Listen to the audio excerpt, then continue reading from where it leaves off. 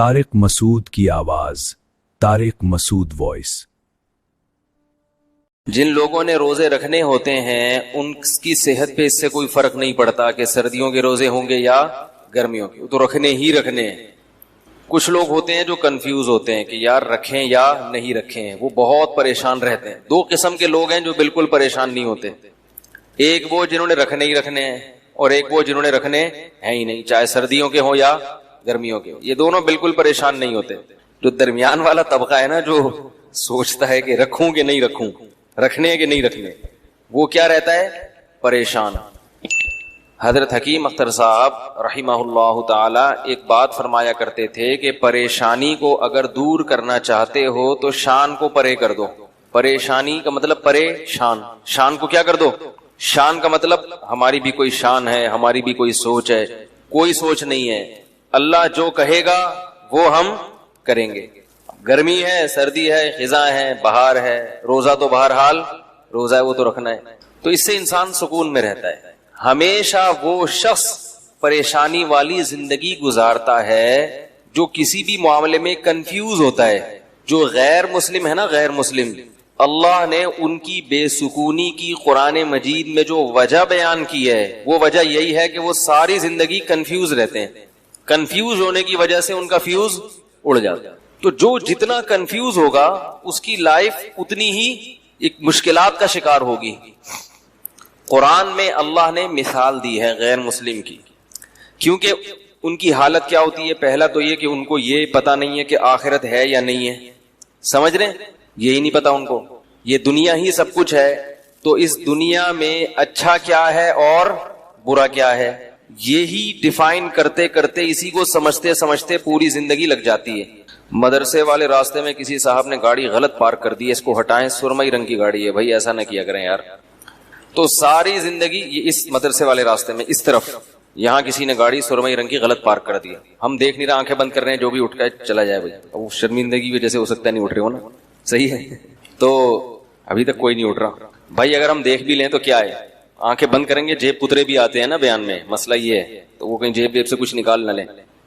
تو وہ ایک آدمی نے کہیں کسی تقریب میں بیوی کا ہار کسی نے چوری کر لیا، سونے کا ہار تھا، کوئی دے ہی نہیں رہا، تو اس آدمی نے ایک پیالہ رکھا اور لائٹیں بند کر دی اور اعلان کیا کہ بھائی جس نے بھی یہ ہار لیا ہے چپکے سے اس میں ڈال دے، ہم کسی کے سامنے نام ظاہر نہیں کریں گے، لائٹ آف ہے، جو بھی ہے کر لے اللہ کا واسطہ۔ تھوڑی دیر میں جب لائٹ آن کی تو پیالہ بھی غائب تھا۔ جو لائٹ آن کی ہے تو بھائی جو چور ہے وہ اتنا شریف تھوڑی ہوگا کہ وہ رکھ کے چلا جائے، اس نے کہا چلو ایک چانس اور ملا ہے۔ تو پہلے میرا پروگرام تھا ہم آنکھیں بند کر لیں تاکہ جن صاحب نے گاڑی غلط پڑ لی، مجھے خیال آیا کہ یار آنکھیں بند کر کے کوئی مسئلہ نہ ہو جائے۔ آنکھیں بند کریں گے نا تو پھر جب کھولیں گے آنکھیں تو پھر دوسرا اعلان ہو رہا ہوگا، بھائی ایک صاحب کی گھڑی غائب ہے، ہم آنکھیں بند کر رہے ہیں، جنہوں نے لیے ان کی جیب میں ڈال دے۔ اچھا خیر، تو اللہ تعالیٰ نے غیر مسلم کی حالت کو، کیونکہ میں پہلے عرض کر رہا تھا کہ جس کے پاس اسلام نہیں ہے اسے یہی نہیں پتا کہ یہی زندگی اصل ہے یا اس کے بعد بھی کوئی زندگی ہے، یہی اصل ہے تو اس میں اچھا کیا ہے اور برا کیا ہے، وہ ہمیشہ کنفیوز رہتا ہے۔ کبھی وہ سوچتا ہے کہ اچھا وہ ہے جس کو میرے والدین اچھا کہیں، لیکن اس کی فطرت اس کو قبول نہیں کرتی، بات بات پہ اس کے اپنے پیرنٹ سے بھی جھگڑے ہوتے ہیں۔ حقوق کیا ہیں، کس کے کتنے حقوق ہیں، دینے ہیں نہیں دینے، اسی جنگ میں لڑتے لڑتے ان کی عمریں پوری ہو جاتی، اسی کنفیوژن میں۔ کسی نے کنٹری کو خدا بنا لیا، ملک کو، لیکن وہ اس میں مطمئن نہیں ہوتا، اس سے جب سوالات پوچھے جائیں تو وہ خود پریشان ہوتے ہیں کہ بھئی یہ لکیریں بھی تو انسان کی کھینچی ہوئی ہیں۔ کسی نے یعنی حقوق کا سمجھ میں نہیں آ رہا اس کو کہ والدین کو رکھنا ہے کہ نہیں رکھنا، ان کے کیا حقوق ہیں، کسی نے دولت کو اپنا خدا بنا لیا۔ تو ایک چیز پھر یہ جتنے بھی مذہب والے لوگ ہیں نا، آہستہ آہستہ ایک طرف کو یہ جانے لگتے ہیں کہ بھئی اصل ہے پیسہ، کیونکہ اس سے تمام ضرورتیں پوری ہوتی ہیں، جس کے پاس پیسہ ہے اس کی چلتی ہے، جو چاہے گا وہ کر لے گا۔ لیکن اللہ تعالیٰ نے انسان کی صلاحیتیں محدود رکھی ہیں، پیسے سے ساری چیزیں حاصل نہیں ہوتی۔ پیسے سے ساری چیزیں حاصل ہوتی تو بہت سے پیسے والے لوگ ان کو مٹھائی سے پرہیز نہ ہوتا، کیا خیال ہے؟ بہت سے پیسے والے لوگ گوشت سے ان کو پرہیز ہوتا ہے، بہت سے پیسے والے لوگ بہت ساری چیزوں سے محروم ہوتے ہیں، نیند کی گولیاں کھانی پڑتی ہیں۔ تو اسی کنفیوژن میں نا کہ صحیح کیا ہے غلط کیا ہے، اللہ نے اس کی ایک مثال دی ہے. فرمایا کہ كظلمات في بحر اللجي يغشاه موج من فوقه موج من فوقه سحاب. ایسی زبردست مثال ہے نا خاندانی، اس سے بہتر مثال غیر مسلم کی اور کافر کی دل کی حالت کو ڈیفائن کرنے کے لیے ہو ہی نہیں سکتی. خود یہ قرآن کی بہت بڑی بلاغت ہے. یعنی مجھے اور آپ کو اگر کہا جاتا کہ ایک آدمی حیران ہے، سرگردان ہے، اس کے پاس لائف اسٹائل ہے ہی نہیں کہ صحیح کیا ہے غلط کیا ہے، وہ روزانہ صبح اٹھ کے سوچتا ہے کہ میں صحیح سمت میں جا رہا ہوں کہ غلط سمت میں جا رہا ہوں، کیا کرنا ہے کیا نہیں کرنا، تو اس کی جو حیرانی ہے، پریشانی ہے، اس کو آپ مثال سے واضح کریں تو ہم کتنی ہی مثالیں لے کر آتے. قرآن نے جو مثال پیش کی ہے اس مثال سے بہتر مثال نہیں ملے گی. قرآن نے کہا کظلمات، کئی اندھیرے ہوں. مثال دی ہے اس کی پریشانی کو، جیسے آپ کسی روڈ پہ چل رہے ہیں، راستے پہ چل رہے ہیں، اب راستہ نظر ہی نہ آئے آپ کو، اگر یا آپ کو یہی نہ پتا ہو کہ میں جس راستے پہ چل رہا ہوں یہ میری منزل تک جا بھی رہا ہے کہ نہیں جا رہا. دیکھو آپ بائی روڈ کوئٹہ جا رہے ہیں، آپ نے گاڑی لے کے نکال لی، لیکن کوئی سائن بورڈ نظر نہیں آ رہا جو بتا رہے کہ یہ کوئٹہ یہاں سے اتنے کلومیٹر ہے. کوئی سائن بورڈ یہ نہیں بتا رہا کہ یہ حیدرآباد جا رہے ہیں. اب آپ چلتے چلے جا رہے ہیں تو ہر لمحہ آپ کی ٹینشن بڑھتی چلی جائے. یار میں دور ہو رہا ہوں یا قریب ہو رہا ہوں، یہ کہیں ایسے ہی تو نہیں قیامت تک چلتا ہی رہوں گا میں. جیسے وہ جنازہ لے کے چلے تھے نا چرسی، نئے لوگ بھی آتے ہیں نا، ایک چرسی کا انتقال ہو گیا، چرسی کی موت ہو گئی، تو باقی چرسیوں نے کہا یار اس کا کیا کریں، پیسے ویسے تو ہوتے نہیں دفنانے کے. انہوں نے کہا فی الحال لے کے چلو، دیکھتے ہیں کیا کرنا ہے. چرسیوں میں بڑا ایکا ہوتا ہے آپس میں. تو انہوں نے اس کو جنازے کو چارپائی اٹھائی اور ایسے ہی لے کے چلتے گئے. جب جنازے کو لوگوں نے دیکھا تو آپ کو پتا ہے ایک ایک کر کے کندھا دینے آتا، تو جو نیا آدمی کندھا دینے آتا گیا پرانے والے کھسکتے چلے گئے. ٹھیک ہے. اب رش لگ گیا لوگوں کا، جنازہ ہے، جا رہے ہیں، پتہ ہی نہیں کہاں جانا ہے. شہر ختم ہو گیا. خیال یہ تھا کہ بھئی شہر کے باہر قبرستان ہوگا، اس کے لواحقین کہیں گے اب یہاں کو ٹرن مارو ادھر کو ٹرن، لیکن چلتے جا رہے. جس نے کٹنا تھا کٹ گئے، جو آخر میں 4 آدمی رہ گئے وہ تو نہیں جنازہ اتار سکتے، وہ جا رہے ہیں.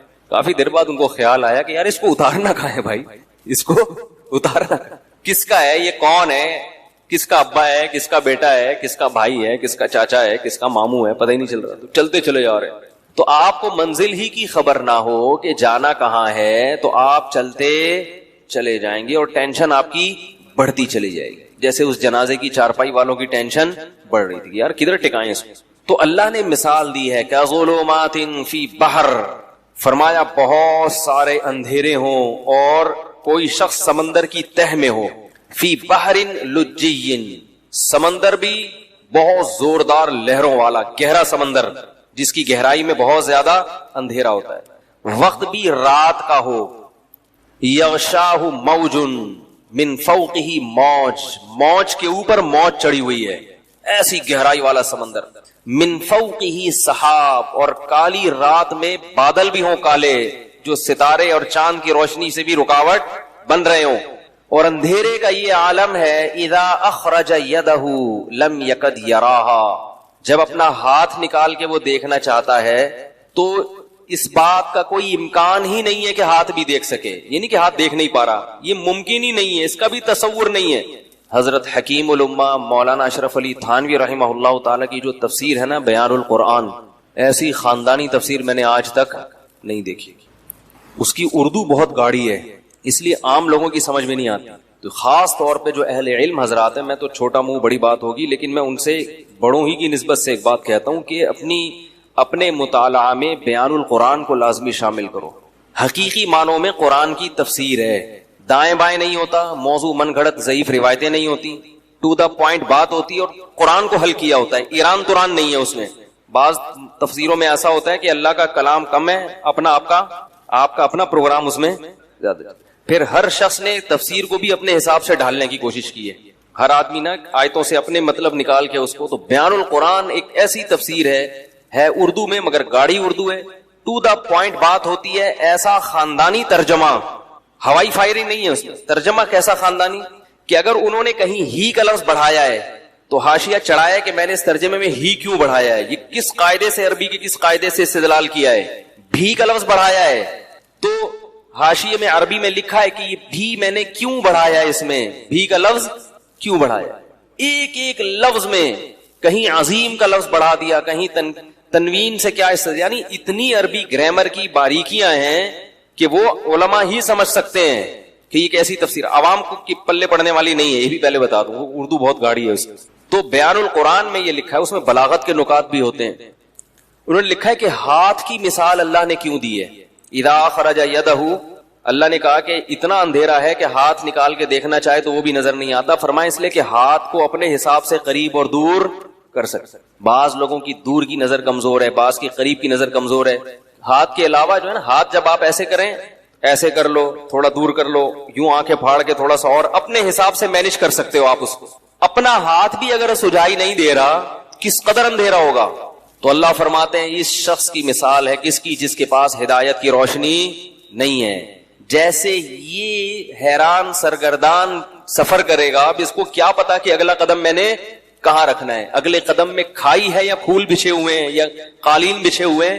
ساری زندگی اسی قسم پرسی میں گزارے گا جو شخص، اس کی دل کی حالت کیا ہوگی، دماغ کی حالت کیا ہوگی، کیسی پریشانی ہوگی۔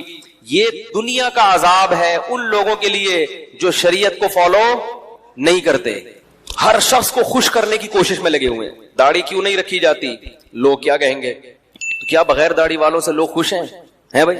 میں اچھا نہیں لگوں گا، ملا سا لگوں گا، لوگ کیا کہیں گے؟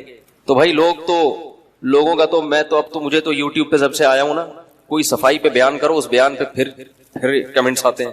ابھی میں نے الہدیٰ انٹرنیشنل پر بیان کیا، میں نے یہ نہیں کہا کہ معاذ اللہ وہ فرحت ہاشمی صاحبہ معاذ اللہ کوئی غلط خاتون ہے یا وہ غلط کام کر رہی ہیں، یعنی جو درس قرآن کے حوالے سے، یا ان کے درس اچھے نہیں ہیں، کچھ بھی نہیں۔ میں نے کہا ایک اختلافی مسئلہ بیان کیا کہ بھائی ان کے اس مسئلے سے ہمیں کیا ہے اختلاف، تو وہ بھی تو بیان کرتی ہیں نا۔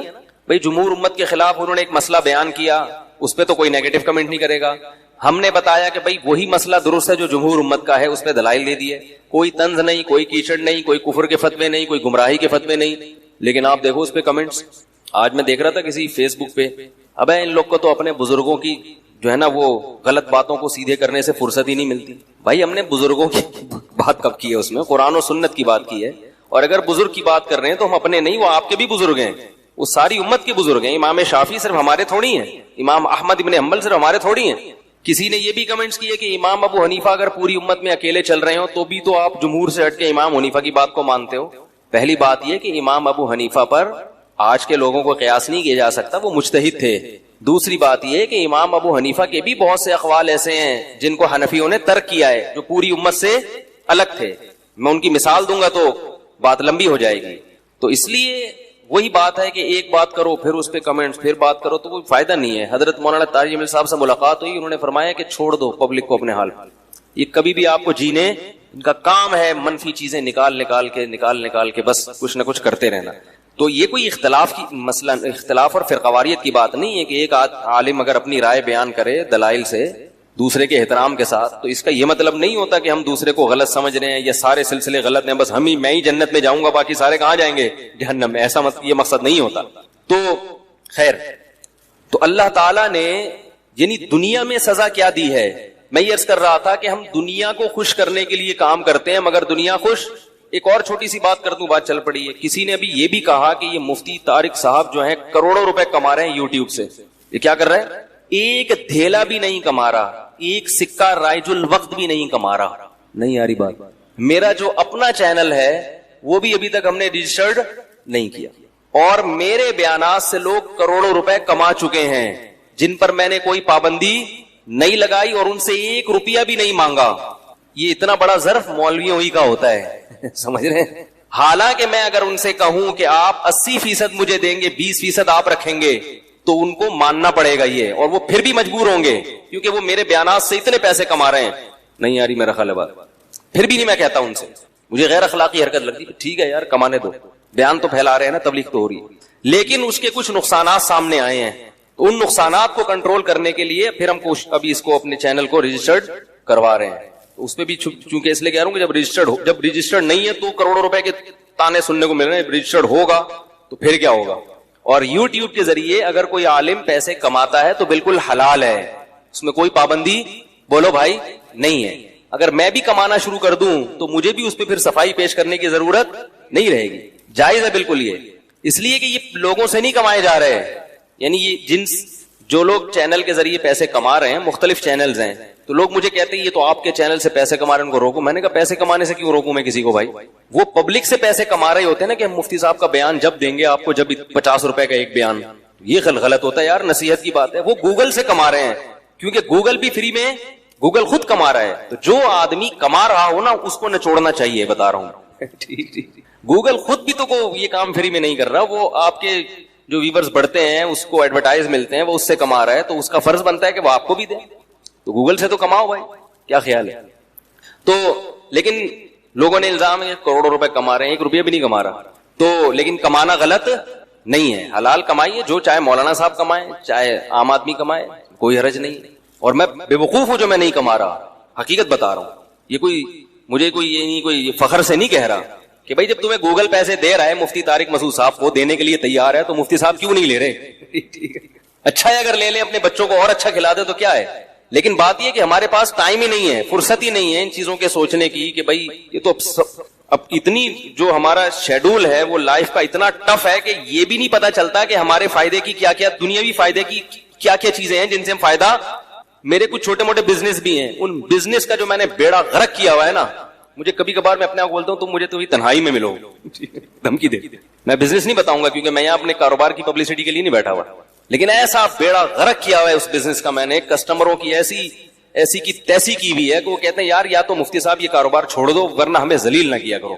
سمجھ رہے ہیں نا, جو بندوں کے میں نے ذمہ لگایا ہوا وہ بس چھوڑیں, وہ بات سے بات نکل جائے گی. اس لیے کہ ہمارے پاس فرصت, ہمارے حضرت نے نصیحت کی تھی کہ دین کے کام میں جت جانا, اللہ تعالیٰ رزق کی ضرورتیں خود بہت پوری کریں گے. کوئی ایسا کمائی کا ذریعہ ہو نا جس سے آپ کے دینی ایکٹیویٹیز میں کوئی فرق نہ پڑے, وہ تو ٹھیک ہے. کہیں بھی مجھے ٹائم دینا پڑتا ہے نا کسی کاروبار کے لیے, بزنس کے لیے, ٹائم کے علاوہ میرے پاس سب کچھ ہے, ٹائم نہیں دوں گا میں.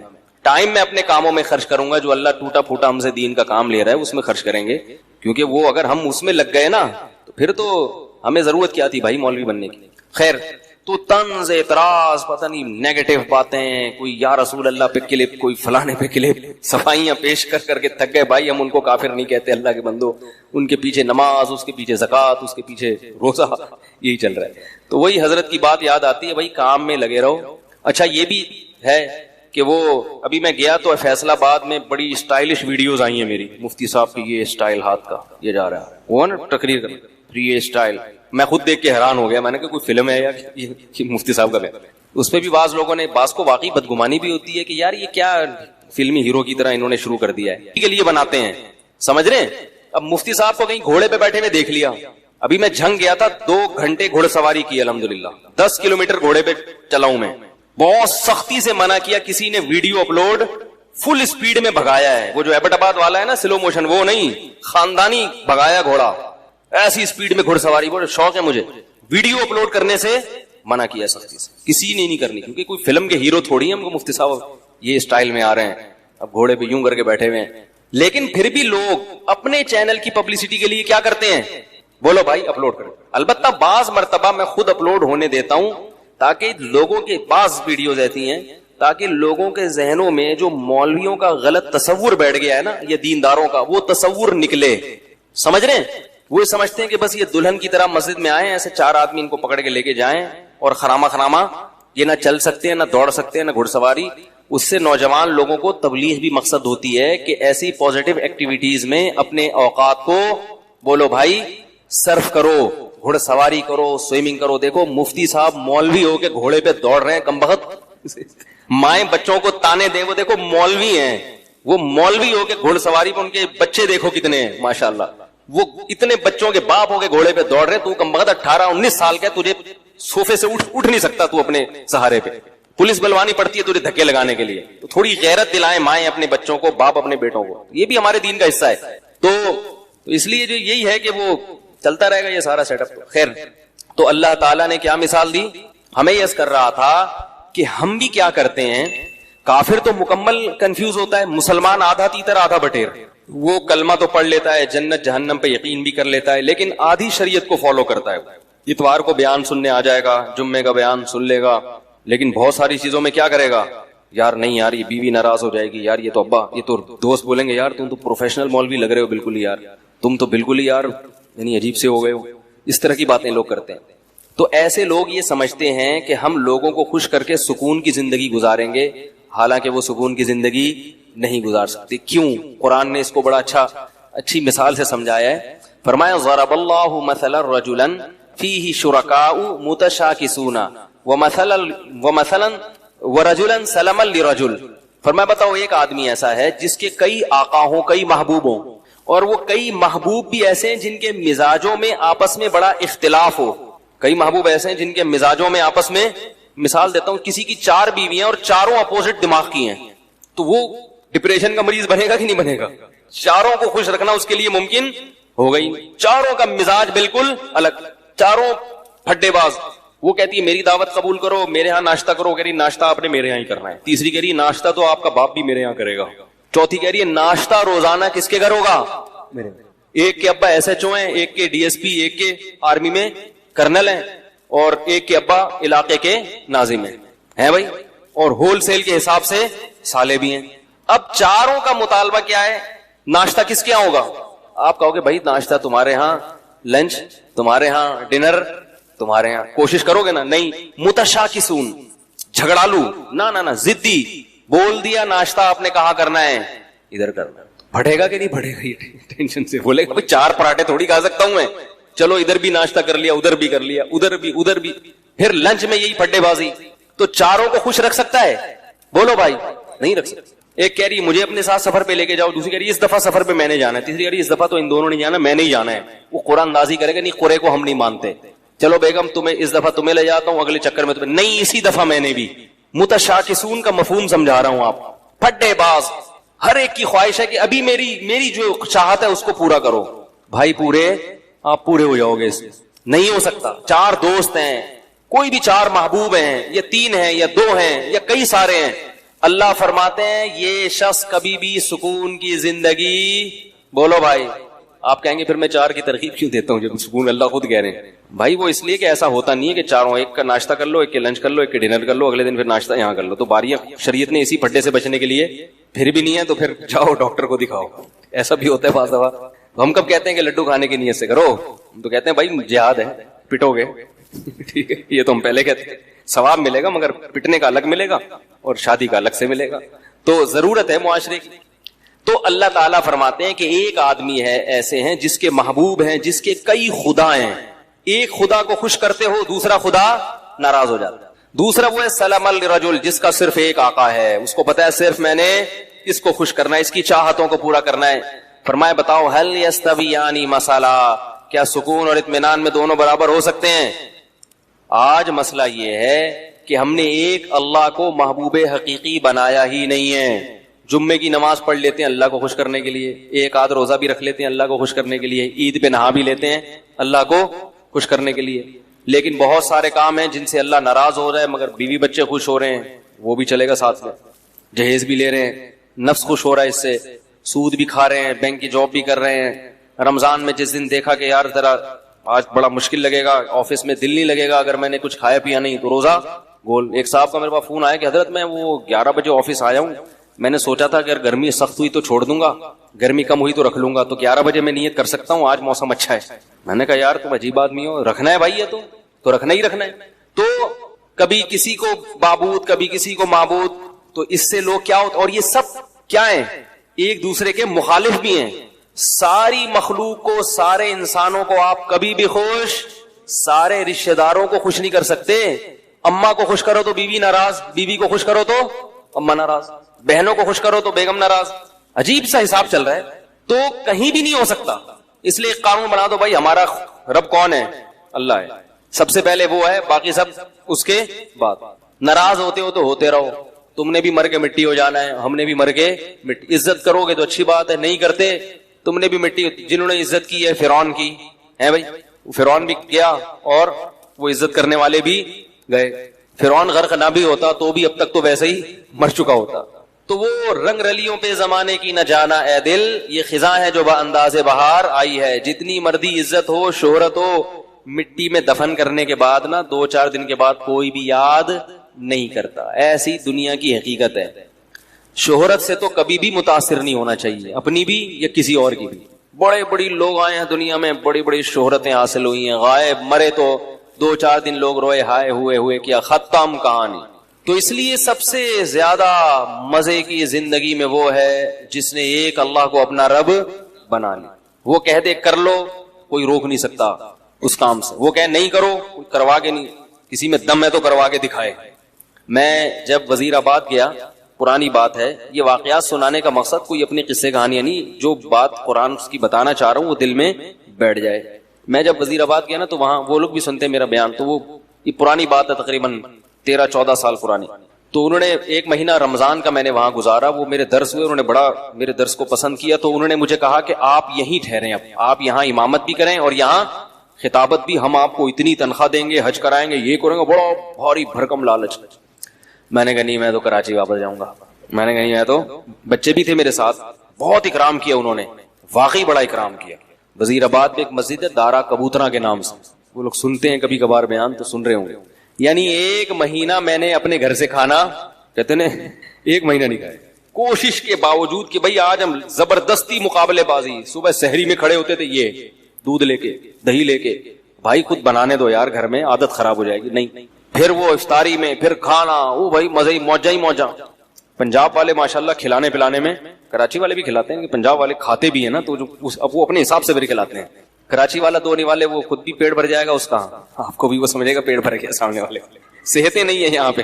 تو اب کیا ہوا ہے کہ وہ روزانہ صبح مجلس ہوتی, میرا درس کے بعد وہ بیٹھتے, بھائی آپ یہاں ٹھہرے. میں کہتا نہیں مجھے جانا ہے وغیرہ وغیرہ. 15 دن انہوں نے زور لگایا, انہوں نے دیکھا ٹکنے کا نام ہی نہیں لے رہا. انہوں نے کہا آپ کو پرابلم کیا ہے؟ میں نے کہا بھائی میں, جو میرے استاذ ہیں, جو میرے شیخ و مرشد ہیں, میں ان کا آدمی ہوں. میں کیا ہوں؟ میں ان کا آدمی ہوں. جب میں مدرسے میں آیا تھا تو میں نے اپنے آپ کو ان کے حوالے کر دیا.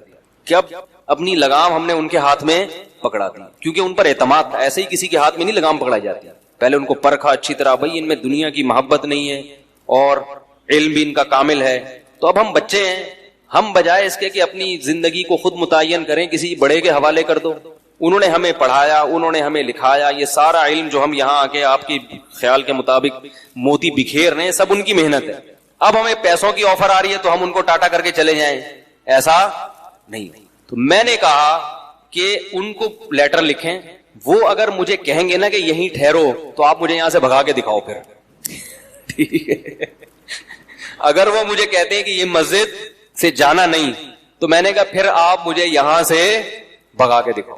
اور اگر وہ کہتے ہیں کہ یہاں نہیں رہنا, میں نے کہا آپ زنجیریں باندھ لو, مجھے جیسے موقع ملے گا میں وہ کاٹ کے بھاگ جاؤں. بے لگام اونٹ جو ہوتا ہے نا, شتر بے مہار, کبھی ادھر بھاگ رہا ہے کبھی ادھر بھاگ رہا ہے, وہ کسی کام کا نہیں ہوتا. جڑے پہلے مرکز متعین کرنے میں ٹائم لگائے. ایسا نہیں کہ کسی پہ بھی اعتماد کر کے اپنی زندگی کی لگام اس کے ہاتھ میں دے دی, ایسا نہیں ہے. پرکھنا پڑتا ہے, جانچنا پڑتا ہے. میں نے کہا ہمیں اپنے بڑوں پر الحمدللہ بھرپور اعتماد ہے. 8-10 سال ان کی صحبت میں ہم نے گزارے ہیں. میرا یہ خیال ہے کہ مجھے ان سے زیادہ بہترین لوگ اس دنیا میں مل ہی نہیں سکتے تھے. اللہ نے پتہ نہیں والدین کی کون سی نیکی قبول کی, ایسے لوگوں کے پاس ہمیں پہنچا دیا. تو اس کی برکتیں ہیں, اللہ تعالیٰ ٹوٹا پھوٹا کام لے رہا ہے. تو اس سے دیکھو یہ فائدہ کیا ہوا مجھے, کہ خیالات منتشر نہیں ہو رہے, سکون آ گیا طبیعت میں. بھائی وہ کہیں گے تو کر لیں گے, نہیں کہیں گے تو نہیں کریں گے. ورنہ انسان سوچتا, میں نے ایسے لوگوں کو بھی دیکھا, علماء کو بھی, جو پریشان کہ کیا کریں. اب ان کی زندگی بھی کس میں گزر رہی ہے, پریشان. پھر پیسے کی محبت آ جاتی ہے, یار دین کے تو یہ والے اس میں پیسہ زیادہ ہے تو ادھر چلو. جب پیسے کی طرف آئے تو پھر پیسہ اصل مقصد بن گیا, تباہ ہو گئے. تو ہمیشہ انسان کی سکون کس میں ہے کہ وہ اس کو یہ پتا ہو کہ میں نے کس ٹریک پر زندگی گزارنی. اس میں سکون ہے انسان کی طبیعت, آرام سے سکون سے. اکابر پرستی الگ چیز ہے. اکابر پرستی کا مطلب یہ کہ آپ کے بزرگ کچھ بھی الٹا سیدھا کریں, آپ نے ان کو صحیح کرنا ہے, ایسا نہیں ہے. الحمدللہ یہ نہیں ہے. ہمارے بڑوں سے بھی بعض, ہماری کوئی حیثیت نہیں ہے, لیکن بعض چیزوں میں ہم بول دیتے ہیں کہ بھئی یہ والی رائے ہماری نظر میں, میرے شیخ تو 4 شادیوں کے قائل نہیں ہے, میں نے اس میں اپنے شیخ کی مخالفت کی ہے. ٹھیک ہے, وہ نہیں قائل ہے اس کے. وہ کہتے ہیں زمانے میں, نہیں ہونی چاہیے, میری دلائل ہے, اس پہ کتاب ہے. میں کہتا ہوں بھائی مجھے ان دلائل کا کوئی جواب دے. شیخ کے بارے میں یہ تصور کہ بھائی وہ دوسرے کاموں میں مشغول ہیں, دین کے کاموں میں, ان کو اس ٹاپک پر سوچنے کا موقع اگر وہ سوچتے تو وہ بھی یہی کہتے ہیں جو میں کہہ رہا ہوں. نہیں موقع ملا تو چھوڑو ان کو اپنے حال پہ, آپ اپنا. لیکن ان کا بھی ظرف اتنا بڑا ہے کہ ان کو بھی پتا ہے کہ اس کی ایک اس بارے میں رائے ہے, اور جو چیز حلال ہے اس میں وہ پابندی. تو یہ بھی تو سلیکشن ہے نا ہماری, کہ ایسے لوگوں کو ہم نے سلیکٹ کیا ہے. ان کو بھی پتا ہے کہ حدود سے مرید کو اپنے حدود اللہ سے باہر بعض شیخ کیا کرتے ہیں, مرید نے شادی کی خانقاہ سے کک آؤٹ, یا مرید نے کوئی ٹوپی ٹرینڈ نہیں کروائی تو خانقاہ سے کک آؤٹ. تو بھائی یہ ٹرینڈ وینڈ یہ جو شریعت تھوڑی ہے, یہ تو حدود اللہ پر قائم. خیر, تو سکون کس میں ہے؟ سکون ایک کو بڑا بنانے میں, اور وہ اصل کون ہے؟ اللہ. اس کو بڑا بنا لو, زندگی خدا کی قسم بڑی مزے کی گزرے گی. حضرت معاویہ رضی اللہ تعالی عنہ نے حضرت عائشہ رضی اللہ تعالی عنہا کو خط لکھا کہ اے, یعنی امہا, اپنی ماں کہہ کے خطاب کیا کہ آپ مجھے کوئی نصیحت کریں. حضرت عائشہ تو حضرت معاویہ سے عمر میں بہت چھوٹی تھی, مگر جانتے تھے کہ پیغمبر کی زوجہ ہیں اور ہماری ماں ہیں, تو ان سے نصیحت لے رہے ہیں. فرمایا نصیحت مختصر ہو, جامع ہو, مختصر ہو. حضرت عائشہ نے نصیحت کی کہ جو لوگوں کو خوش کرنے کے لیے اللہ کو ناراض کرتا ہے, اللہ اس کو لوگوں کے حوالے کر دیتے ہیں, اور پھر لوگ بھی اس سے خوش نہیں ہوتے. اور لوگوں کی ناراضی کی پرواہ کیے بغیر اللہ کی رضا میں لگا رہے تو لوگ بھی کیا ہو جاتے ہیں؟ بالآخر خوش ہو جاتے ہیں. اس طرح کا مفہوم ہے, پورے الفاظ نہیں ہے. تو ایک کو اگر اللہ خدا بنا لیا جائے نا, بس وہی ہے, تو سب سے پہلا فائدہ کیا ہوتا ہے زندگی میں؟ سکون. آپ کو منزل کا پتہ چل جاتا ہے. اس لیے میں اتنی لمبی تقریر کر رہا ہوں کہ دیکھو بھائی, یہ جو فرائض و واجبات ہیں اس میں ہمارے پاس آپشن نہیں ہے. رمضان کے روزے صرف مسافر چھوڑ سکتا ہے اور بیمار, ان دو کے علاوہ کوئی بھی روزہ نہیں چھوڑ سکتا. اور سفر میں بھی اگر تکلیف اور مشقت نہ ہو تو روزہ رکھنا افضل ہے تاکہ رمضان کی فضیلت حاصل ہو. وہ جو حدیث میں آتا ہے لیس من البر الصیام فی السفر, سفر میں روزہ نیکی نہیں ہے, وہ اس سے وہ سفر مراد ہے جس میں تکلیف و مشقت ہو. آج کل جہازوں کے سفر ہیں, ٹرینوں کے سفر ہیں, بسوں کے سفر ہیں, بہت آرام سے روزہ رکھ سکتے ہیں, نہیں چھوڑنا چاہیے, اس میں فضیلت سے محروم ہو جائیں گے رمضان کی. تو اس لیے پہلا تو یہ کام کرنا ہے کہ ہمت کرنی ہے, کسی نے بھی ایک بھی روزہ قضا, بولو بھائی. اس کے آخرت کے فائدے تو بہت ہیں جو آپ علماء سے سنتے رہتے ہیں, میں کچھ دنیا کے فائدے آپ کو بتا دیتا ہوں. آخرت کے فائدے تو بہت ہیں نا, وہ تو آپ کو خود محسوس ہوگا جب روزہ رکھتے ہیں. رمضان کے آخری عشرے میں دل نرم ہو جاتا ہے. اللہ نے روزے دار کا جو بھوکا پیاسا رہتا ہے نا, اس کے لیے جنت میں الگ دروازے بنائے ہیں, اور ان کے نام کیسے رکھے ہیں؟ ریان, سیراب کرنے والا, کیونکہ اس نے اللہ کی خاطر پیاس برداشت کی, اللہ اس کو اپنی دست رحمت سے سیراب کریں گے الگ سے. اور یہ عبادت مسلمانوں کے علاوہ کسی اور کے پاس نہیں. کہیں آپ نے دنیا میں سنا کہ فلاں قوم کے ہندوؤں کے روزے آئے ہوئے سارے ہندو بھوکے پیاسے؟ کہیں بھی نہیں. وہ رکھتے ہوں گے شاید, کوئی ان کے پنڈت رکھ لیتے ہیں, نہ سکھوں میں نہیں. مسلمانوں کا جیسے ہی رمضان آتا ہے پوری دنیا میں ایک بہاریں چھا جاتی. یہ اس کی علامت ہے کہ اسلام زندہ اور جیتا جاگتا مذہب ہے, زندہ مذہب ہے, تھکا ہوا مرا ہوا بیمار مذہب نہیں ہے. پوری دنیا میں ہلچل مچ جاتی. جو روزے نہیں بھی رکھتے نا, وہ تھوڑے سے ٹریک پہ وہ بھی کم از کم افطاری میں تو بیٹھ ہی جاتے ہیں. وہ یہ اللہ کی بڑی رحمت ہے. ٹھیک, یعنی اثر تو ان کی زندگی میں ہی پڑتا ہے نا, ان کی بھی کھانے پینے کی ٹائمنگ تھوڑی سی چینج ہو جاتی ہے. تو روزے کے اخروی فائدے کیا ہیں وہ تو ایک الگ بات ہے. روزے کی صحت کو کیا فائدے ہوتے ہیں اگر وہی آپ لوگ کو پتا چل جائیں تو میں کہتا ہوں وہی چیز ایسی ہے جو انسان سے روزے رکھوا دے.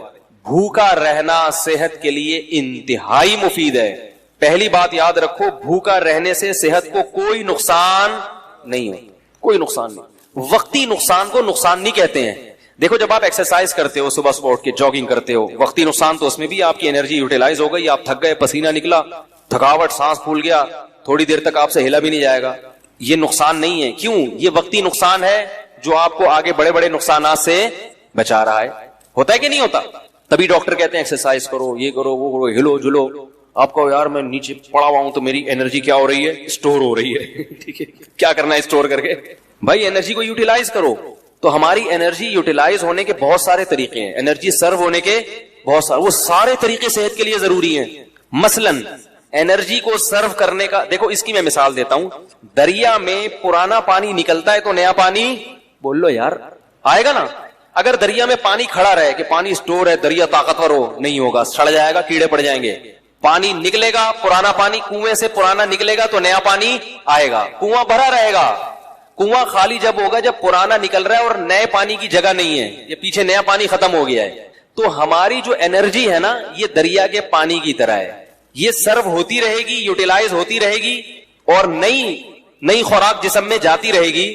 تو یہ دریا کی طرح ہمارا بلڈ کیا کرے گا؟ سرکولیٹ کرتا رہے گا اور تازہ ہوتا رہے گا. تو میرا ایک بیان تھا نا کہ جو خواتین نسل روکتی ہیں ان کی صحت خراب ہو جاتی ہے، اس میں بھی میں نے یہ بات سمجھائی ہے کہ نسل جب بڑھتی ہے اور خوراک صحیح ملتی رہے عورت کو تو وہ بلڈ جو ہے نا نیا تازہ بنتا ہے، دوبارہ سے وہ فریش ہو جاتی ہے اور ان کی صحت زیادہ اچھی ہوتی ہے بنسبت ان خواتین کی جو بچوں کی پیدائش کو روک لیتی ہیں، وہ جلدی بوڑھی ہو جاتی ہیں. لیکن یہ ضروری ہے کہ خوراک پراپر ملتی رہے، اس لیے کہ آپ کنویں سے پانی تو کھینچ کے نکال رہے ہیں، نیا پانی زمین میں ہے ہی نہیں، پھر تو وہ ختم ہو جائے گا. ورزش کرنے والا آدمی کھاتا ہے نہیں اور ورزش کرتا رہتا ہے، وہ تو سوکھ کے، یا کسی خاتون کے بچوں کی ولادت تو ہو رہی ہے مگر پراپر خوراک نہیں مل رہی، مل بھی رہی ہے تو غلط ناقص خوراک مل رہی ہے. اس کو کھجور اور دودھ، جو ایک میں اکثر مثال دیتا ہوں بتاتا رہتا ہوں، بھائی کھجور اور دودھ جو ہے نا یہ اپنی خوراک کا حصہ بنا لیں، بچوں کا بھی خواتین کا بھی، خاص طور پہ جو خواتین بچوں کو فیڈ کرا رہی ہیں یا جو پریگنینسی ہے جن کو، کھجور اور دودھ اس قسم کی چیزیں کھانی چاہیے. نبی صلی اللہ علیہ وسلم نے کھجور کو پاکیزہ پھل قرار دیا ہے. پاکیزہ کا مطلب کیا ہے؟ یہ بادی نہیں ہے، اس سے خراب خون پیدا نہیں ہوتا، اچھا صالح خون پیدا ہوتا ہے، اس سے پیغمبروں کی خوراک ہے. تو اب میں یہ عرض کر رہا تھا کہ ہماری انرجی جو سرو ہوتی ہے اس کے بہت سارے اللہ نے طریقے رکھے جو سارے ضروری ہیں. ایک طریقہ یہ کہ آپ ورزش کریں، اس سے انرجی. ایک طریقہ یہ جسم سے پسینہ نکلے. ایک طریقہ یہ ہے کہ آپ جو ہے عورت کے لیے جیسے بچے کو فیڈ کرائے، اس سے بھی انرجی سرو ہوتی ہے. اس کی نکاح کے بعد انسان کی انرجی زیادہ خرچ ہوتی ہے. تو یہ سارے طریقے. اس طرح ہجامہ جو کرایا جاتا ہے، خون نکالا جاتا ہے، اس سے بھی آپ کی صحت. بھائی آپ ویسے کسی کو خون دیں، سب ڈاکٹر کہتے ہیں خون دینے سے صحت خراب نہیں ہوتی، بلکہ میں ایسے لوگوں کو جانتا ہوں ہر 6 مہینے میں خون دے رہے ہیں اور 10 سال سے ان کو کوئی بیماری نہیں ہوئی، ہر 6 مہینے میں خون دے دیتے ہیں، کیونکہ پرانا خون نکلتا ہے، نیا بنتا ہے، تو بیماریوں کو ڈیرا جمانے کا موقع ملتا ہی نہیں ہے. اسی طرح یاد رکھیں کہ کچھ وقت کے لیے سپلائی کو روک لینا، خوراک کی سپلائی کو روک لینا، تاکہ میدا جو ہے نا، میدا اور ہماری باڈی، وہ جتنے ہمارے جسم میں فاسد مادے ہیں ان کو استعمال کر کے کام میں لے آئے، کچرا جل جائے، سمجھ آئی؟ تاکہ بیماری کے جتنے امکانات تھے وہ سارے امکانات کیا ہو جائے، ختم ہو جائیں. تو یہ بھی ہماری صحت کے لیے اتنا ہی ضروری جتنا ایکسرسائز کرنا ضروری ہے. کیسے سمجھائیں یار، کہتے ہیں نا کئی ہفتوں. تو کیا ہوتا ہے، ہم جب کھا رہے ہیں، پراٹھے بھی کھا رہے ہیں اور پتہ نہیں کیا کیا کھا رہے ہیں، جائیدادیں بھی کھا رہے ہیں، بہن کی وراثت بھی کھا رہے ہیں، بیوی کا مہر بھی کھا لیا، رشوت بھی کھا لی، اور کیا کیا کھا لیا. اب وہ تمام چیزیں ہماری ایکسرسائز سے یوٹیلائز نہیں ہوتی. یہ غلط فہمی ہے، ایکسرسائز ہر چیز کا آخری حل نہیں ہے، پھر بھی وہ کہیں نہ کہیں کونے کھانچوں میں رہ جاتے ہیں. اب میں دیکھو میڈیکل سائنس کی زبان نہیں استعمال کروں گا کیونکہ میں ڈاکٹر نہیں ہوں. بعض لوگ کہتے ہیں ڈاکٹروں کی جگہ آ کے نا بڑے فنٹر گیری کر رہے ہیں، ان کو کیا پتا. تو میں تو اپنی زبان میں آپ کو سمجھاؤں گا نا، یا جو بالکل سادہ زبان میں، کیونکہ میں ڈاکٹر تھوڑی ہوں. لیکن یہ صحت کے بنیادی اصول ہیں اور یہ ڈاکٹر بھی کہتے ہیں. آپ سرچ کرو، آپ کو پتا چلے گا. جو گوروں کی بنائی ہوئی ویب سائٹس ہیں ان میں آپ جاؤ جو اوتھینٹک ہیں، وہ بھی اس بات کا اقرار کرتے ہیں کہ روزہ رکھنا انسان کی صحت کے لیے انتہائی ضروری. آپ کو پتا ہے گورے اس پر آ رہے ہیں کہ ہفتے میں 5 دن کھاؤ، 2 دن فاسٹنگ. یہ بالکل اسلام ہے. نبی صلی اللہ علیہ وسلم نے ہفتے میں 2 دن روزہ رکھنے کا حکم دیا، سنت ہے پیر اور جمعرات کا روزہ. گورے بھی یہ تحقیق کر رہے ہیں کہ 5 دن کھاؤ، 2 دن بولو بھائی ناغا کرو. تو ہوتا کیا ہے کہ جب ہم بھوکے رہتے ہیں، وقتی طور پہ کمزوری ہوتی ہے، روزے میں ظاہر ہے کمزوری ہوتی ہے، ایسے فریش نہیں ہو. اثر کے بعد تو ایسے مرجے سے میں دیکھتا ہوں اثر کی نماز میں جو وہاں بیٹھا ہوا ہے تو ادھر بیٹھا ہوا ہے، کوئی کسی پہ اعتراض نہیں کر رہا. اور بعض دفعہ اس میں یہ بھی ہوتا ہے کہ چونکہ بھوک پیاس ہوتی ہے، کمزوری، تو کمزوری میں انسان کو غصہ زیادہ آتا ہے. تھوڑا سا چھیڑ دو تو ایسا چھڑے گا پھر وہ کھڑی سنائے گا. دیکھیں دودھ کی دکانوں پہ، پکوڑوں کی دکانوں پہ افطاری کے وقت میں بڑے پڈے ہو رہے ہوتے ہیں. تو ہوتا کیا ہے، وقتی نقصان ہوتا ہے کہ کمزوری ہوتی ہے جسم میں، لیکن ہماری باڈی وہ سارے غلیظ مادے آہستہ آہستہ کھانا شروع کر دے، نتھر جاتا ہے جسم. 1 مہینے تک یہ پروسیس جب ہوتا ہے، اس کا سب سے بڑا فائدہ کیا ہوتا ہے، آپ کینسر کی بیماری کو کئی کلومیٹر دور دھکیل دیتے ہیں. کینسر ہے کیا؟ یہ جو فاضل مادے ہیں نا جسم میں، جو ہماری سیلز کی جو نیچرل ٹوٹ پھوٹ نہیں ہوتی، پھر یہ کہیں سے ادھر سے پھوڑا بن کے نکلا. تو اس کو میں دیسی زبان میں کہوں گا، یہ جو پراٹھے ہیں نا جو ضرورت سے زیادہ کھا رہے ہو، یہ پھوڑے بن کے نکلنا شروع ہو جاتے ہیں. وہ جو ہمارے خلیے ہیں، جو سیلز ہیں، ان کی ٹوٹ پھوٹ غلط طرح سے ٹوٹ پھوٹ ہونے لگتی ہے. بچوں میں کینسر کے امکان کم کیوں ہوتا ہے؟ ان کی گروتھ ہو رہی ہے، وہ جو کھا رہے ہیں. جب آپ کی ایک عمر تک آپ پہنچ گئے، آپ کی گروتھ رک گئی، اب آپ جو اضافی کھاؤ گے وہ بیماری کی شکل میں ظاہر ہوگا. تو روزہ رکھنا یہ کینسر کو بولو بھائی دور کر دے. بلکہ بعض حکیموں کی مستند ذرائع سے ہمیں اطلاع ملی ہے کہ انہوں نے کینسر کا جو علاج کرایا ہے وہ مریض کو بھوکا رکھ کے کرایا ہے. ایسے بھی کینسر کے مریض لا علاج مرض جن کو بڑے بڑے ہسپتالوں نے کہہ دیا کہ یہ ٹھیک نہیں ہو سکتے, ان کو قبلہ حکیم نے کیا کیا, کھانا پینا چھوڑ دو اس کا. وہ ایسا بیچارہ سوکھ کے ہڈیوں کا ڈھانچہ, جب دیکھتے نا کہ مر رہا ہے تو 2 قطرے ٹپکا دیے گلوکوز کے, بس مرے نہیں. اس سے کیا فائدہ ہوا ہے کہ وہ جو کینسر کے جراثیم تھے نا وہ بھی آہستہ آہستہ, بھائی ان کو بھی تو یہ پراٹھوں سے ہی وہ بھی تو یہی برگر پیزا جا رہا ہے نا, وہ بھی تو یہی کھاتے ہیں, ان کو بھی خوراک بولو بھائی نہیں ملی, وہ بھی کمزور ہو کے مر گئے. اور جب دیکھا ہے کہ قبلہ حکیم نے کہ یہ بالکل مر گئے ہیں, اب اس کو کھلانا شروع کر دیا. یہ علاج ہوا کرتا تھا پہلے زمانے میں کینسر کا, لیکن یہ بڑا خطرناک ہے, اس میں حضرت جی بھی ٹہل سکتے ہیں جراثیم کے ساتھ. خود یہ جو اتنا بڑا جرثوم ہے یہ بھی چلا گیا دنیا سے, لیکن اس طرح کئی لوگوں کا علاج ہوا ہے. تو اس اسٹیج پہ پہنچنے سے پہلے اگر انسان اپنے آپ کو بھوکا رکھنے کا عادی بنا لے تو اچھا نہیں ہے. کیا خیال ہے؟ تو یہ بہت مفید ہے صحت کے لیے, اور گرمیوں کے روزے زیادہ مفید ہیں کیونکہ اس میں پسینہ نکلتا ہے, پیاس کی شدت بڑھتی ہے, اس میں وہ روزے کے مقاصد جلدی حاصل ہوتے ہیں بنسبت سردیوں کے. یہ آپ کو جسمانی فائدہ ہوتا ہے. ایک جسمانی فائدہ آپ کو کیا ہوتا ہے, ایک اور, آپ میں قوت برداشت بڑھتی ہے. جو کھانے پینے والا آدمی ہے نا, ہر وقت اس کو کچھ نہ کچھ چاہیے ورنہ اس کا دل نہیں لگتا. جب آپ کئی گھنٹوں بھوکے رہتے ہیں تو آپ بھوکے رہ کے بھی کام کرنے کے عادی ہو جاتے ہیں. اس کا فائدہ کیا ہوگا کہ آپ اس عادت کو مینٹین رکھ سکتے ہیں پھر پورے سال, کہ یار میں رمضان میں اتنا تھوڑا کھا کے اتنا اچھا چلا ہوں, تو اب میں دوپہر کھانا تھوڑا کھا کے کیوں نہیں چل سکتا.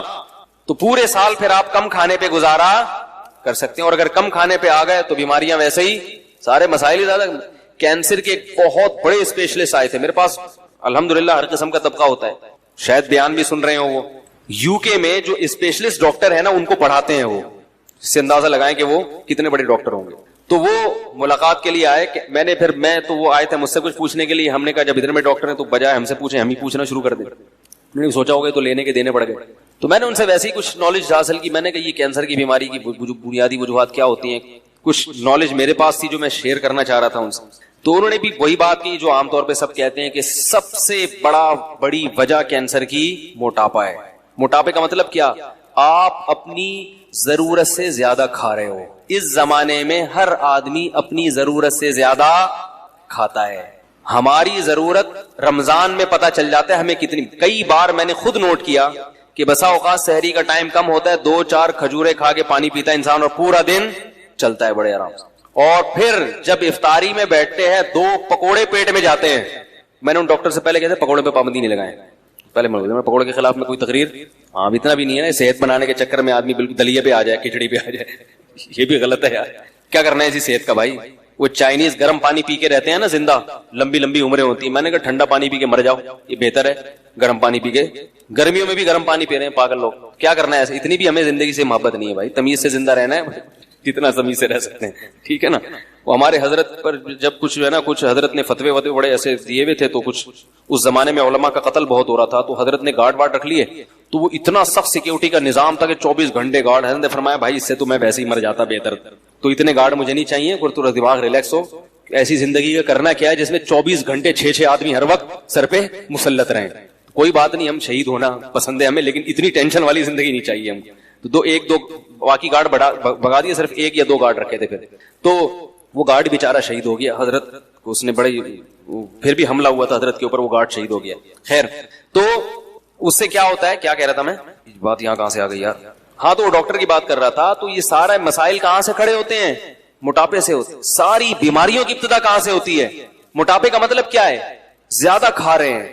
تو 2 کھجورے کھاتا ہے انسان افطاری کے وقت میں اور پانی پیتا, کیسی کمر سیدھی ہو جاتی کہ نہیں ہو جاتی, 14 توق روشن ہو جاتے ہیں.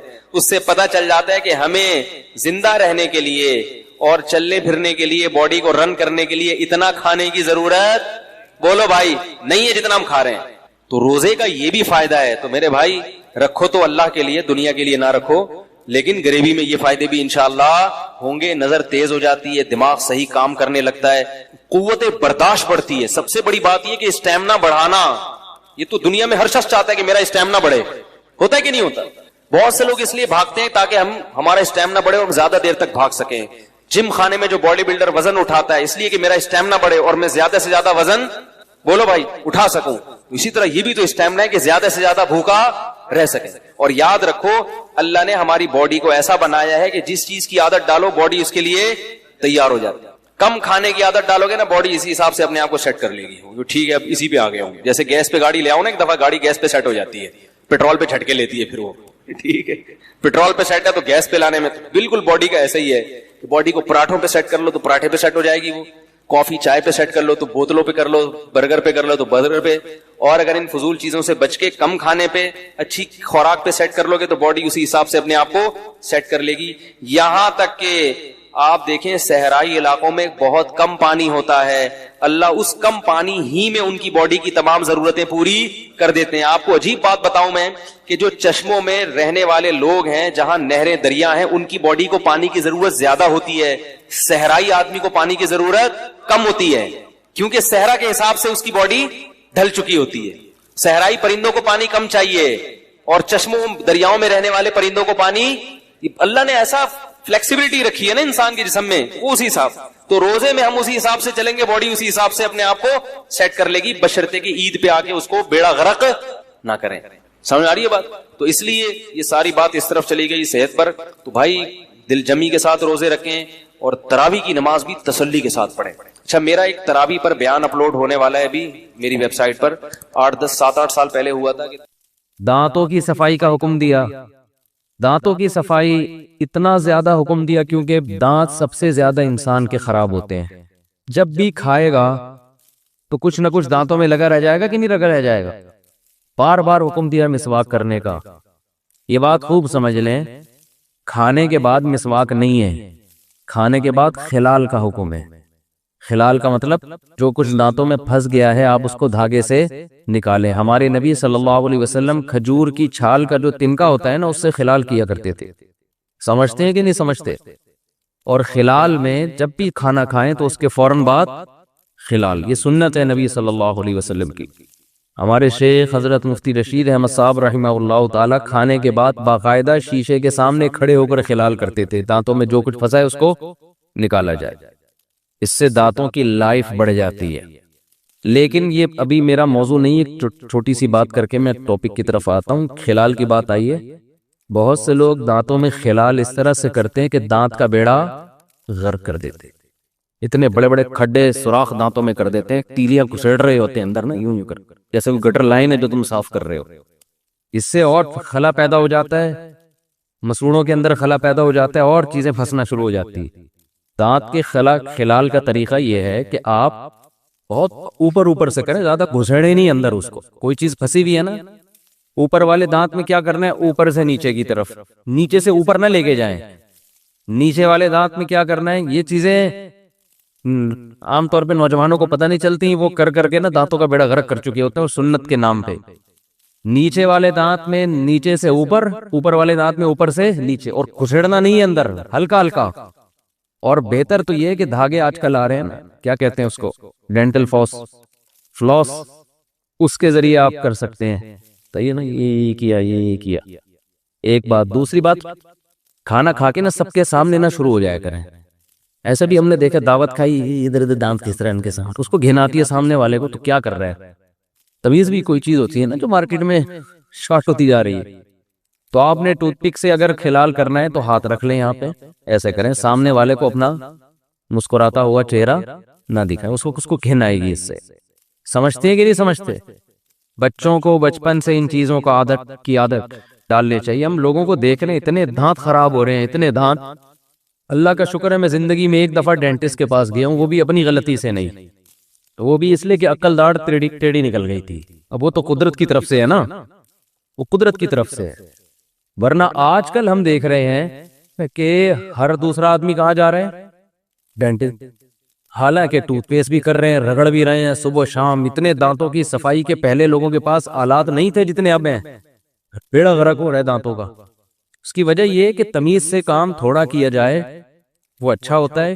بغیر تمیز کے صبح شام رگڑتے رہو گے, تیزاب سے بھی کلیاں کرتے رہو گے, فائدہ نہیں ہوگا. سمجھتے ہو کہ نہیں سمجھتے؟ تو آپ نے ایک تو نیم کی مسواک استعمال کریں. نیم کی مسواک بہت بہترین چیز ہے دانتوں کے لیے. کوئی ٹوتھ پیسٹ, ٹوتھ برش نیم کی مسواک کا متبادل نہیں ہے. اور ایسے کیا کریں کہ یہ جو مسواک, کراچی میں نیم بہت اعلیٰ کوالٹی کا ہے, ورنہ بعض جگہوں پہ نیم میں وہ کڑواہٹ نہیں ہوتی. تو آپ نے کیا کیا، اپنے ایک انگلی کے برابر جو ہے نا موٹائی میں، جو آپ کو جیسا لگے، اس میں کوئی وہ نہیں ہے، آپ نے شاخیں ایک خاص ترتیب سے کاٹ کے گھر میں رکھ لیں. آپ 5-10 لکڑیاں اتنی آپ نے شاخیں کاٹ کے رکھ لیں. وہ 2-4 دن میں خشک ہو جائیں گی. خشک ہونے کا فائدہ یہ ہوتا ہے پھر اس کا برش بن جاتا ہے آرام سے. سمجھتے ہو کہ نہیں سمجھتے؟ تو آپ نے کیا کرنا ہے، صبح جب اٹھے آپ تو وہ نیم کی مسواک، نبی صلی اللہ علیہ وسلم صبح اٹھتے ہی اٹھنے کی دعا پڑھتے، الحمدللہ الذی احیانا بعدما اماتنا والیہ النشور. تمام تعریفیں اس اللہ کے لیے ہیں جس نے ہمیں موت کے بعد دوبارہ زندہ کیا. کتنا اچھا لگتا ہے اٹھتے ہی سب سے پہلے انسان اللہ کا نام لے. موت کے بعد دوبارہ زندہ کیا، وَإِلَيْهِ النُّشُورُ، اور ایک دن ہم نے دوبارہ اٹھنا ہے اسی کے پاس. اس طرح ہم قبر سے بھی ایک دن اٹھیں گے. جیسے بستر پہ سوتے ہیں ہمیشہ کے لیے نہیں سوتے، ایسے ہی قبر میں جب سوئیں گے تو بھی ہمیشہ کے لیے نہیں. ایک دن آئے گا فرشتہ، چل بھائی اٹھ جا، بہت سو لیے، حساب دے اب جو کچھ کر کے آیا ہے. یا وئی وہ کیا ہے سورہ یاسین میں، من بعثنا من مرقدنا. کافر کہے گا ہائے بدبختی، کس نے ہماری خوابگاہوں سے ہمیں جگا دیا. یہ خوابگاہ اس لیے کہا ہے کہ جب قیامت کا پہلا سور بھونگا جائے گا نا تو جو عذاب قبر کسی کو ہو رہا تھا، ثواب ہو رہا تھا، وہ بھی ختم ہو جائے گا، بالکل سب ختم.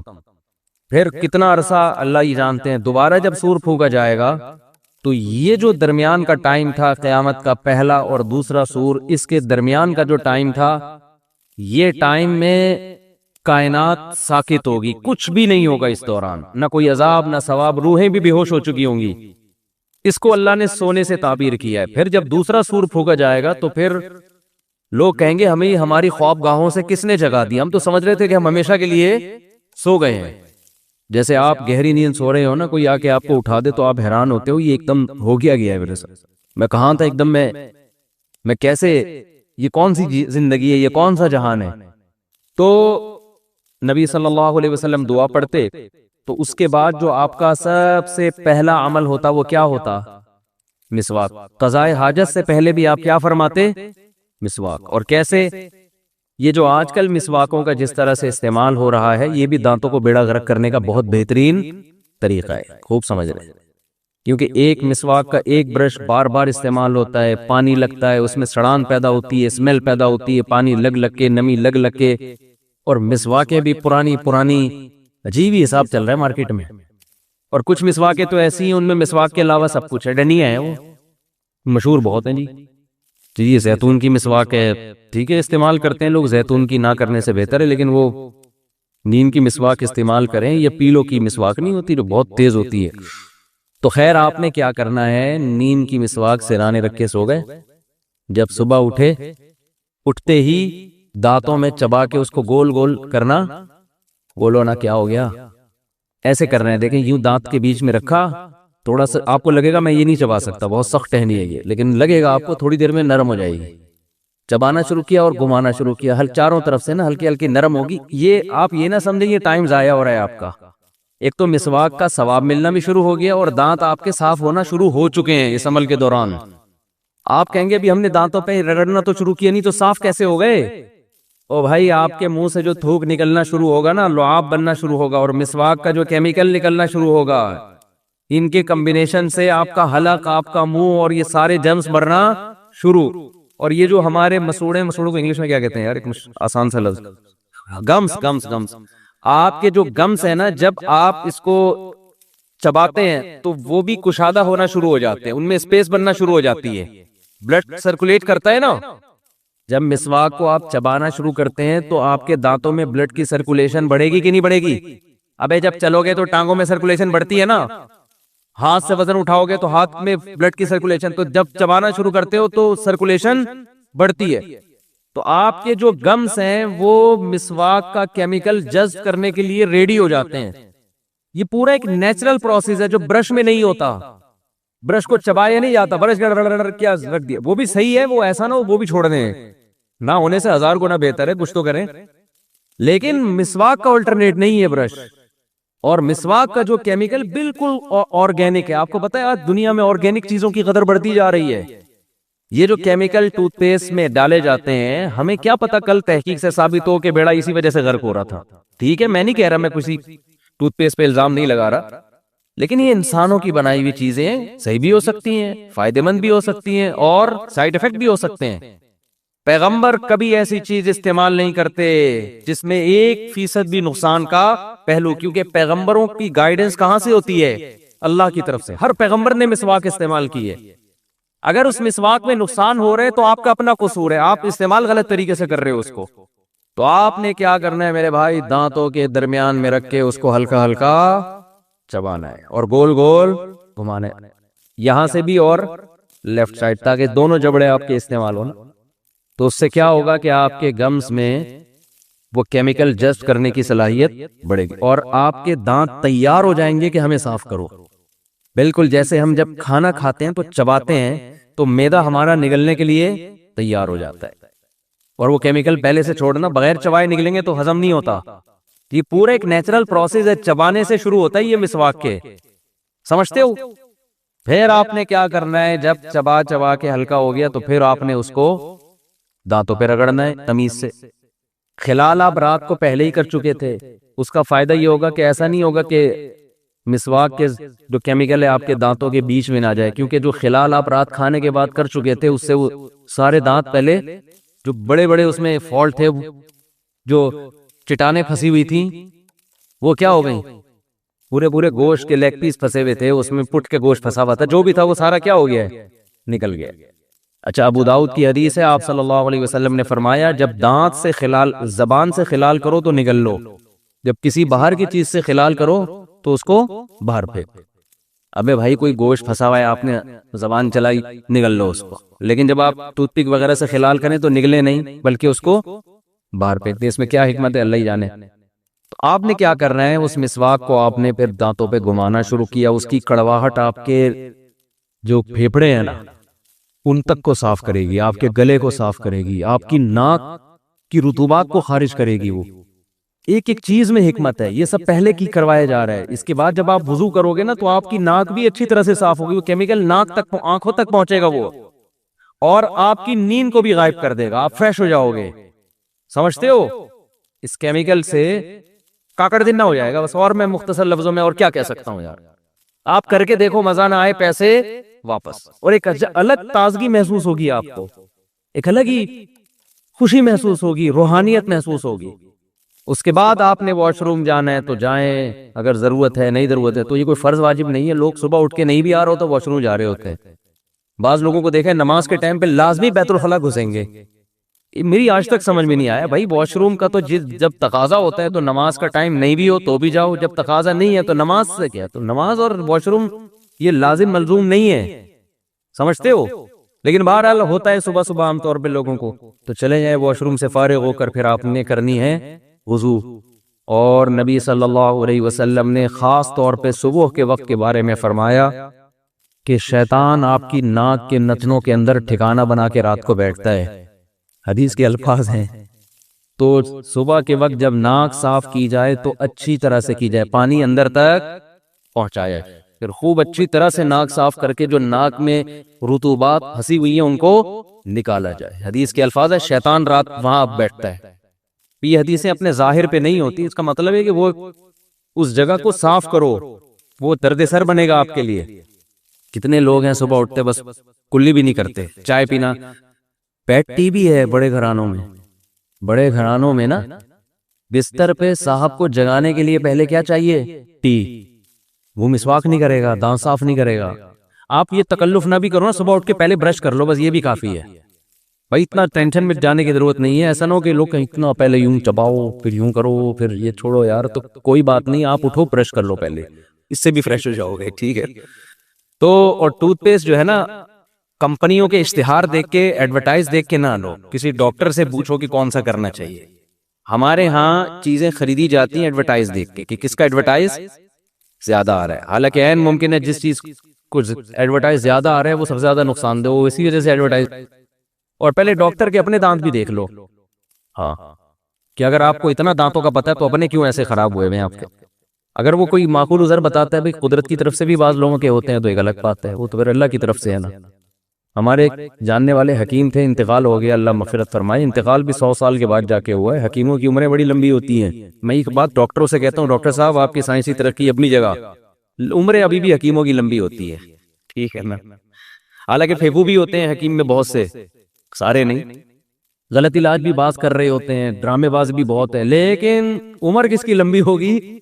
حکیم۔ صحت خوش مزاج ہوگا حکیم، جب آپ ملیں گے لگے گا یار بندے سے مل کے آ رہا ہوں، ایسا لگے گا دماغ بھی اس کا فریش ہے۔ ڈاکٹر سے ملیں گے تھوڑی دیر میں آپ کو ٹینشن ہونا شروع، عام طور پہ۔ تو میں نے ڈاکٹروں سے وجہ پوچھی، بھائی ترقی تو میڈیکل سائنس نے بہت زیادہ کی ہے، لیکن صحتیں کس کی؟ حکیموں کی اچھی ہیں۔ تو ڈاکٹر اس کی وجوہات بھی بیان کرتے ہیں، اور وہ صحیح وجہ ہے کہ حکیموں کی لائف نا نیچر کے زیادہ قریب ہوتی ہے۔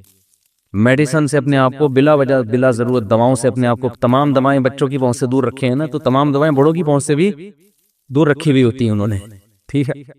اور یہی چھوٹے موٹی چیزیں، نزلہ ہو گیا تو وہ پی لیا بنفشہ شہتوت، ٹھیک ہے نا، جو شاندہ پی لیا بنفشہ شہتوت۔ دیکھو شہتوت کا بنتا ہے، شہتوت کیسی خاندانی چیز ہے یار، اتنی زبردست چیز ہے نا۔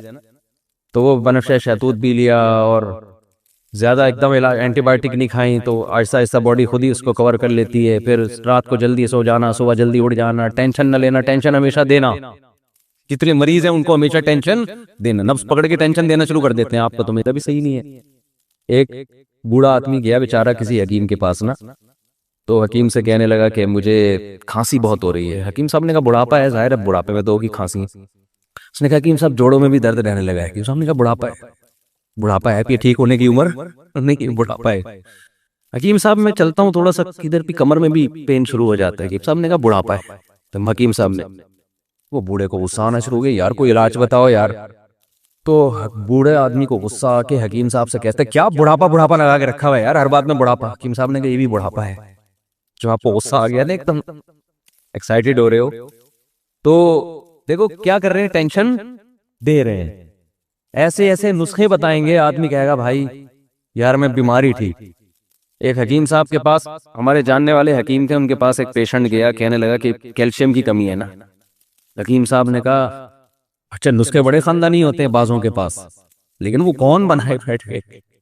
حکیم صاحب نے کہا یہ جو انڈا ہے نا، اس کا چھلکا، مجھے پورا بھی یاد بھی نہیں، 15-20 سال پرانی بات ہے، یہ انڈے کا چھلکا لو، چھلکے کو کھرل کرو، کھرل کر کے پتہ نہیں کون سا اس میں کشتہ ملاؤ، پھر اس کو مٹکے کے اندر دفن کر دو، 6 مہینے بعد نکالو، پھر اس میں پتہ نہیں اتنا دودھ ملاؤ، کیا کرو، وہ اتنا لمبا۔ اس نے کہا میں ہڈیوں کی کیلشیم کے بغیر ہی ٹھیک ہوں، میں ہڈیوں۔ لیکن بہرحال بیاض کبیر نام کی ایک کتاب ہے حکمت پر، ہندوستان میں لکھی گئی ہے، بہت خاندانی کتاب ہے۔ اس سے آپ کو اندازہ ہوگا کہ حکیموں کی ریسرچ کتنی ہوا کرتی تھی، کتنی ریسرچ ہوا کرتی تھی۔ تو آج دیکھو کیسے کیسے عطائی 2 نمبر قسم کے لوگ اس فیلڈ میں گھس گئے ہیں۔ لیکن کتابیں پڑھ کے خود سے نہ کھانا شروع کر دیں کیلشیم کے لیے، جب تک یا تو کسی ڈاکٹر سے دوا لیں سیدھا انسان کے بچوں کی طرح، یا کوئی صحیح ریلائبل حکیم ہو جو کسی ادارے سے پڑھا ہوا ہو، پراپر ادارے کے پڑھے ہوئے آدمی میں غلطی کا امکان کم ہوتا ہے۔ پیچھے پورا انسٹیٹیوٹ ہے، ادارہ ہے، وہ کوئی ایسی چیز مارکیٹ میں نہیں لائے گا جو کسی کو پتہ ہی نہیں ہے۔ اچھا خیر، ہم کہاں چلے گئے؟ تو نبی صلی اللہ علیہ وسلم ہمیں یہ بتا رہا تھا کہ آپ صبح اٹھ کے جب اس طرح سے خاندانی طریقے سے مسواک کریں گے، مزہ نہ آئے پیسے واپس، آپ کے منہ میں خوشبو پیدا ہوگی۔ دیکھو ٹوتھ پیسٹ کی خوشبو نہیں ہوتی، ٹوتھ پیسٹ آپ کے منہ کی بدبو کو دور تو کر دیتا ہے، لیکن اس میں خوشبو نہیں ہوتی۔ مسواک والے جو ہوتے ہیں نا، ان کے قریب جاؤ، ایک الگ سے آپ کو اچھی اسمیل آئے گی، اس میں ایک الگ سے معدے تک کو فائدہ پہنچاتی ہے۔ نیم کی مسواک پیٹ کو فائدہ پہنچاتی ہے،